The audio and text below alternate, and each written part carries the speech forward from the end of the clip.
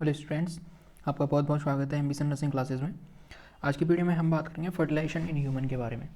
इससे पहले हमने गैमेटोजेनेसिस पढ़ा, जिसमें अपन स्पर्मेटोजेनेसिस और oogenesis के बारे में पढ़ा। अब हम जहाँ तक पहुँच चुके हैं वहाँ पर स्पर्म्स और आपके ओवा हैं, जो मेल गैमेट हैं वो स्पर्म्स हैं और ओवा हैं वो फीमेल गैमेट हैं, दोनों बन चुके हैं। अब उसके बाद उनका क्या होगा, फर्टिलाइजेशन होगा।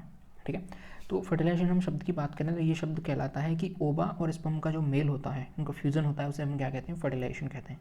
ठीक है, चलिए वीडियो को अपन स्टार्ट कर दें। फर्टिलाइजेशन का मतलब क्या होता है कि fertilisation is the fusion of male and female gametes. ठीक है, और हमने गैमेटोजेनेसिस के अंदर पढ़ा कि गैमेट्स कैसे होते हैं, हैप्लॉइड सेल होते हैं।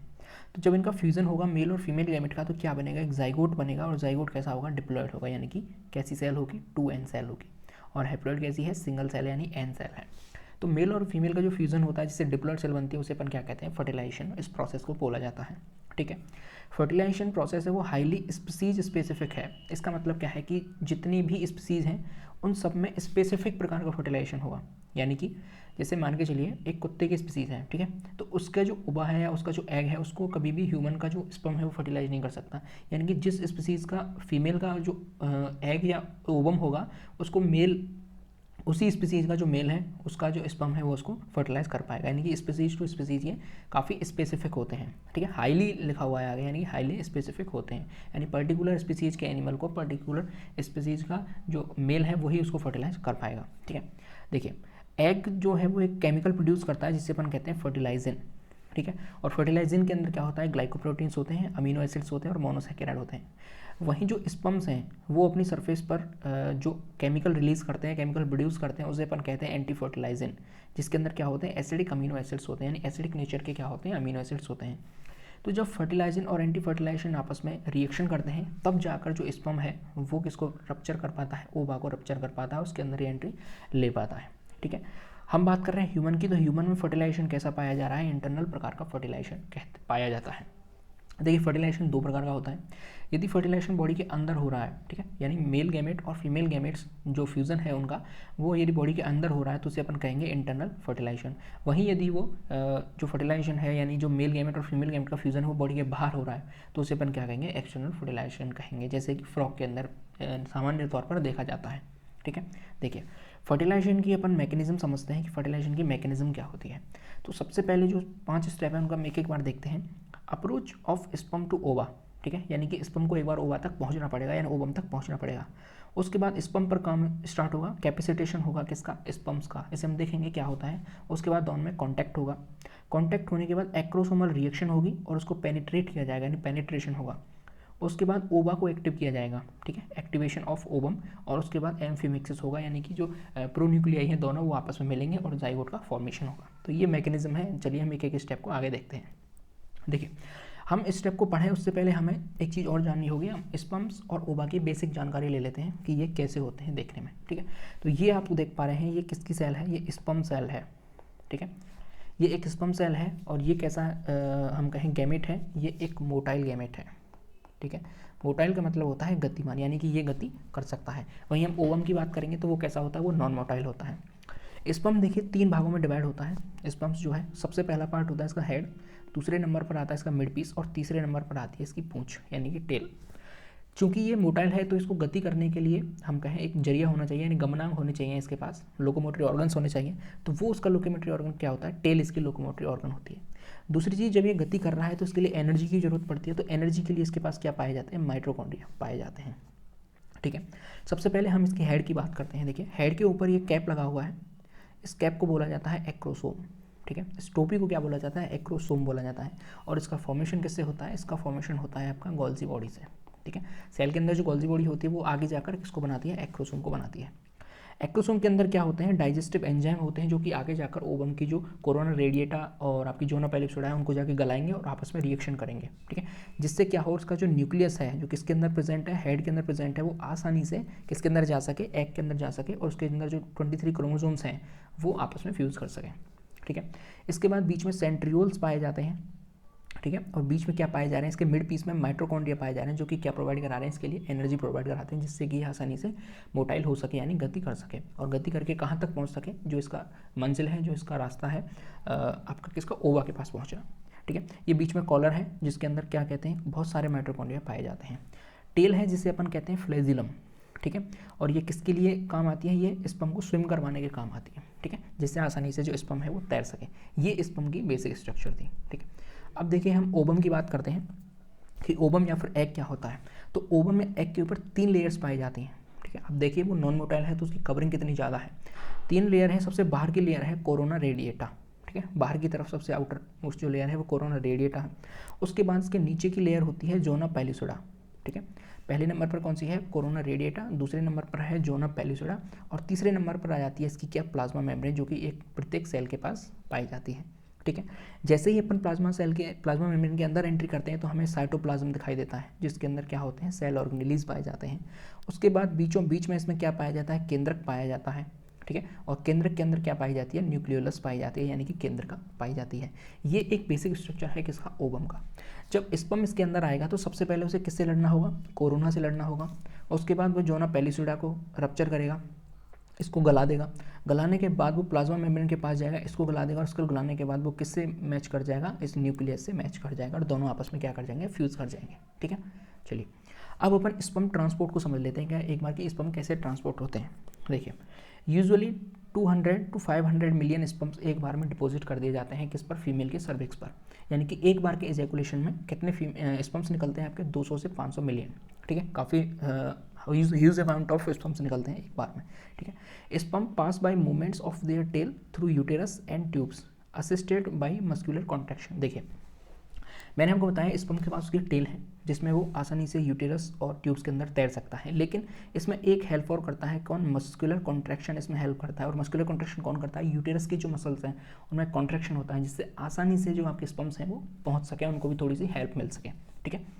अगला है आपका prostaglandins present in the seminal plasma में stimulate uterine motility at the time of intercourse. अब देखिए जो सेमिनल प्लाज्मा होता है, यानी कि जो सीमन के अंदर प्लाज्मा पाई जाती है, उसके अंदर कुछ प्रोस्टाग्लैंडिन्स पाए जाते हैं, यानी प्रोस्टेट ग्लैंड से निकले हुए कुछ केमिकल्स हैं उसके अंदर, जो क्या करते हैं, स्टिमुलेट करते हैं इसको यूटेराइन की मोटिलिटी को, जिससे कि आसानी से जो यूटेरस है वो उनको मोटाइल कर पाए, ठीक है। कॉन्ट्रैक्शन होंगे, यदि मस्कुलर कॉन्ट्रैक्शन किसके अंदर होंगे, यूटेरस के अंदर, तो आसानी से वो स्विम कर पाएंगे। तो उसका काम भी कौन कर रहे हैं, ये प्रोस्टाग्लैंडिन्स कर रहे हैं, जो कि किसके अंदर है, सेमिनल प्लाज्मा के अंदर ये पाए जाते हैं, ठीक है। अब देखिए क्या लिखा हुआ है, it is not known how long its time spend to reach the fertilisation site but the time of transport is short 5 to 45 minutes, ठीक है। पता नहीं है एक्चुअली कि कितना टाइम लगता है स्पर्म को वहाँ तक पहुँचने में, लेकिन लगभग 5 से 45 मिनट उसको लग जाते हैं पहुँचने में, ठीक है। चलिए कंडीशनिंग ऑफ द स्पर्म्स। अब देखिए स्पर्म को एक्टिव करना जरूरी है। स्पर्म को एक बार हमने उसके रास्ते तक पहुँचा दिया, उसकी मंजिल तक पहुँचा दिया, लेकिन अभी काम स्टार्ट नहीं हुआ है, ठीक है। कंडीशनिंग क्या होगी, देखिए 2 तरीके से कंडीशनिंग होती है। The sperm in the female genital tract before fertilisation undergo, 2 step में जाकर उसकी कंडीशनिंग होगी। सबसे पहले होगा उसका कैपेसिटेशन, और दूसरे नंबर पर होगी क्या, एक्रोसोम रिएक्शन। एक्रोसोम में आपने क्या देखा, कैप थी, किसके ऊपर की कैप, आपके स्पर्म के ऊपर की कैप, ठीक है। और कैपेसिटेशन का मतलब क्या होता है, स्पर्म को एक्टिवेट करना, वो हम देखेंगे। चलिए अब हम बात कर लेते हैं कैपेसिटेशन की, कि कैपेसिटेशन क्या होता है। देखिए ये किसके अंदर स्टार्ट हो जाता है, यूटेरस और ट्यूब्स के अंदर ये स्टार्ट हो जाता है, ठीक है, और ट्यूब्स तक भी ये कंटिन्यू रहता है, ठीक है। Follicular fluid enhance the process, यानी कि जो फॉलिकुलर फ्लूइड होते हैं किसके पास, आपके ओवम के पास, वो उसको क्या करते हैं, प्रोसेस को इनहेंस कर देते हैं। लगभग 7 घंटे का टाइम इसको कंप्लीट होने में लग जाता है। अब देखिए कैपेसिटेशन का मतलब क्या है, मान के चलिए ये स्पर्म की क्या है, हेड है, ठीक है, ये इसकी टेल हो गई, ये हेड है। तो हेड के ऊपर ग्लाइकोप्रोटीन्स पाई जाती हैं, ठीक है। हेड के ऊपर क्या पाई जाती हैं, ग्लाइकोप्रोटीन्स पाई जाती हैं। यदि इन ग्लाइकोप्रोटीन्स को अपन, अब देखिए ये ग्लाइकोप्रोटीन्स हैं तो ये डायरेक्ट जाके जो इसका हेड है वो हेड यहाँ पर जाकर टच नहीं कर पाएगा, ठीक है। क्यों, क्योंकि ये इसके अंदर क्या बनी हुई है, बाधा बनी हुई है। तो कैपेसिटेशन का मतलब क्या होता है कि यदि इन ग्लाइकोप्रोटीन्स को यहाँ से हटा दिया जाए, ठीक है, सॉरी,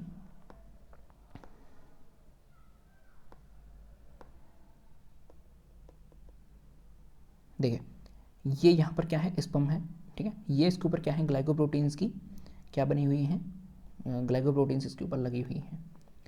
यदि हम इस ग्लाइकोप्रोटीन्स की लेयर को यहाँ से हटा दें, देखिए इनको मैं यहाँ से हटा देता हूँ, तो अब ये क्या हो गया, ये बिल्कुल फ्रेश स्पर्म हो गया। अब ये सीधा क्या करेगा, यहाँ पे ओवा को जाके सीधा रप्चर कर पाएगा और इनका आपस में फ्यूज़न हो पाएगा, ठीक है। तो कैपेसिटेशन का मतलब क्या हो गया, glycoproteins are remove from plasma membrane over acrosome, यानी एक्रोसोम के ऊपर क्या लगी हुई है, ग्लाइकोप्रोटीन्स लगी हुई हैं, उनको रिमूव करना क्या कहलाता है, कैपेसिटेशन कहलाता है या फिर एक्टिवेशन ऑफ स्पर्म कहलाता है। देखिए जो कैपेसिटेड स्पर्म है उसमें कोई भी मॉर्फोलॉजिकल चेंज नहीं आते बट मोर एक्टिव हो जाता है वो। देखिए जो ग्लाइकोप्रोटीन्स हैं वो ऐसे लगी हुई नहीं होती हैं, सिर्फ समझाने के लिए ये मैंने बताया आपको कि ये दिक्कत क्रिएट करती हैं रास्ते में, ठीक है। जब इनको हटा दिया जाएगा तो वो मोर एक्टिव हो जाएगा, ठीक है, किसी भी प्रकार का मॉर्फोलॉजिकल चेंज उसमें नहीं आएगा। Completion of capacitation permit acrosome reaction to occur, यानी कि आगे जाके आपकी एक्रोसोम रिएक्शन स्टार्ट हो जाएगी, ठीक है। चलिए एक्रोसोम रिएक्शन का मतलब क्या होता है वो हम देखते हैं। देखिए occurs during passage of sperm through corona radiata, जब स्पर्म जो है वो कोरोना रेडिएटा के अंदर जाएगा, सबसे पहली लेयर है कौन सी, कोरोना रेडिएटा, तो कोरोना रेडिएटा से जब वो पास करेगा तब एक्रोसोम रिएक्शन होगी, ठीक है।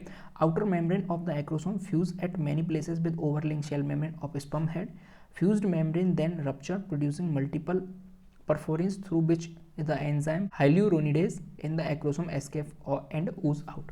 यानी कि अब यहाँ पर क्या हो रहा है कि स्पर्म का जो हेड है, ठीक है, वो किससे रिएक्ट करेगा, सबसे पहले कोरोना रेडिएटा से रिएक्ट करेगा, और इस रिएक्शन को अपन क्या बोलेंगे, एक्रोसोम रिएक्शन बोलेंगे, और इसमें एंजाइम कौन सा काम करेगा आपका, हायाल्यूरोनाइडेज, ठीक है, ये एंजाइम आपका क्या काम करेगा। चलिए अब एक बार एक्रोसोम रिएक्शन में हम देख लेते हैं कौन कौन से एंजाइम क्या काम करते हैं और क्या क्या काम करते हैं। सबसे पहला एंजाइम मैंने आपको बताया हाइल्यूरोनिडेज, ये क्या करता है, needed to assist in the penetration of the corona radiata barrier, यानी कोरोना रेडिएटा का जो बैरियर है उसको हटाने का काम करता है। ये यहाँ पर आप इसको इंपॉर्टेंट लगा लीजिए क्योंकि ये कई बार पूछा जाता है। अगला होता है ट्रिप्सिन, ट्रिप्सिन लाइक सब्सटेंस क्या करते हैं, needed for the digestion of zona pellucida, zona pellucida क्या है, दूसरे नंबर की लेयर है, इसको गलाने के लिए, डाइजेशन करने के लिए कौन सा काम आता है, ट्रिप्सिन एंजाइम काम आता है। एक्रोसिन, एक्रोसिन क्या करता है, जोना पैलिसुडा को क्रॉस कराने में काम करता है, किसके, स्पर्म को क्रॉस कराने का काम कराता है कौन, एक्रोसिन। उसके बाद आते हैं आपके प्रोजेस्टेरोन, प्रोजेस्टेरोन क्या करते हैं, जो कि फॉलिकुलर फ्लूइड के अंदर प्रेजेंट होते हैं, ये स्टिमुलेट करते हैं किसको, एक्रोसोम रिएक्शन को। एक्रोसोम रिएक्शन धीरे हो रही हुई तो प्रोजेस्टेरोन आकर वहाँ पर उसको थोड़ा तेज करने का काम करेंगे, ठीक है, ये हमने समझ लिया। अब अपन देखते हैं जोना रिएक्शन, ठीक है, जोना रिएक्शन क्या होता है, देखिए as one sperm passes through zona pellucida, यदि एक बार जोना पैलिसुडा को पार करके, मान के चलिए ये पहली लेयर है और इसके अंदर यहाँ पर आकर एक स्पर्म अटैच हो गया, ठीक है, उसने कोरोना रेडिएटा को गला दिया, अब वो जोना पैलिसुडा के ऊपर आकर अटैक करेगा। जोना पैलिसुडा क्या करेगी, सिर्फ एक स्पर्म जब उसके अंदर एंटर कर जाएगा तो अब वो क्या बन जाएगी, इम्परमिएबल बन जाएगी, किसके लिए, अदर स्पर्म के लिए। इसे अपन क्या कहते हैं, जोना रिएक्शन कहते हैं, ठीक है। क्यों, क्योंकि यदि एक से ज़्यादा स्पर्म इसके अंदर एंटर कर जाएंगे तो फिर नेचर जो है वो प्रॉब्लम हो सकती है आगे जाके, ठीक है, नेचुरल नहीं है, नेचुरल सिर्फ एक स्पर्म जाके उस पर अटैच हो सकता है। तो जैसे ही जोना पैलिसुडा गलेगी उसके अंदर एक स्पर्म जाके अंदर एंट्री करेगा, उसके बाद वो किसके अंदर चेंज हो जाएगी, इनपरमिएबल मेम्ब्रेन, यानी कि आप किसी भी स्पर्म की एंट्री वहाँ पर नहीं होगी। इसे क्या कहते हैं, जोना रिएक्शन कहते हैं।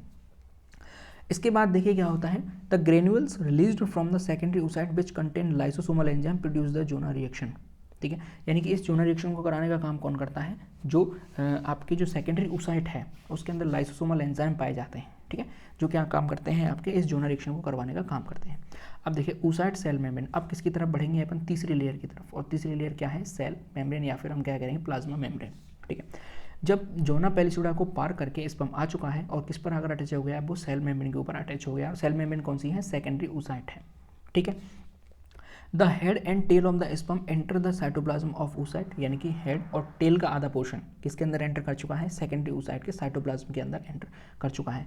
Living the sperm's plasma membrane attach to the plasma membrane of oocyte, ठीक है। अब प्लाज्मा मेम्ब्रेन किसकी, आपके एक्रोसोम की यानी स्पर्म्स की प्लाज्मा मेम्ब्रेन और oocyte की प्लाज्मा मेम्ब्रेन क्या हो चुकी है, आपस में अटैच हो चुकी हैं, ठीक है।